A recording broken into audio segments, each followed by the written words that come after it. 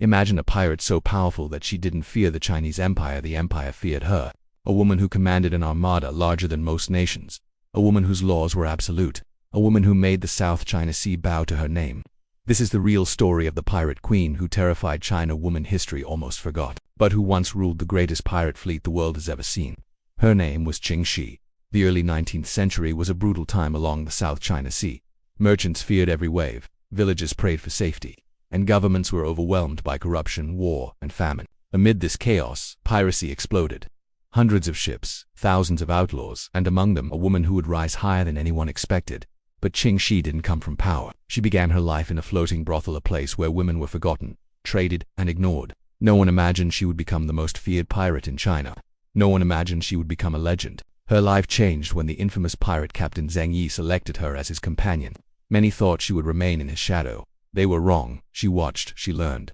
She studied the alliances, the money, the strategy, the politics. She understood the business of piracy better than any man beside her. When Zheng Yi died in a storm in 1807, the fleets expected chaos. Instead, Ching Shih stepped forward. She didn't ask for power, she claimed it. The Pirate Confederation consisted of 6 color-coded fleets. The most powerful was the Red Flag Fleet, now under Ching Shih's control. It included over 600 ships, more than 70,000 pirates, spies all along the coast, and total control of trade in the South China Sea. Under her rule, piracy wasn't chaos, it became an empire. She established laws. No one harmed civilians without permission. All loot was registered and shared fairly. Whosoever disobeyed was punished severely. Women taken captive were protected, not abused. Her discipline was legendary, her strategy unmatched. Soon, she controlled the sea so completely that merchant ships surrendered as soon as they saw her flags. China's Qing dynasty considered her their greatest threat. They sent warships to destroy her. She burned them. They hired Portuguese and British navies to hunt her. She defeated them. The South China Sea became her domain.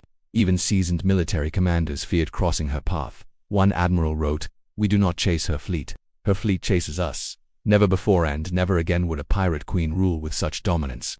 Ching Shih's real strength wasn't just force, it was her mind. She created alliances, marriage ties, and financial networks. She built a structure that could survive war.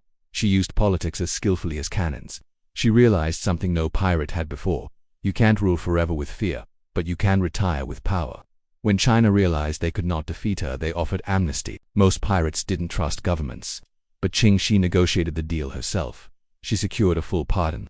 She kept her fortune. She kept her prestige. She kept her life. The pirate queen walked away, undefeated. She opened a gambling house, lived comfortably, and died peacefully in 1844. A pirate who conquered the seas and then conquered fate itself.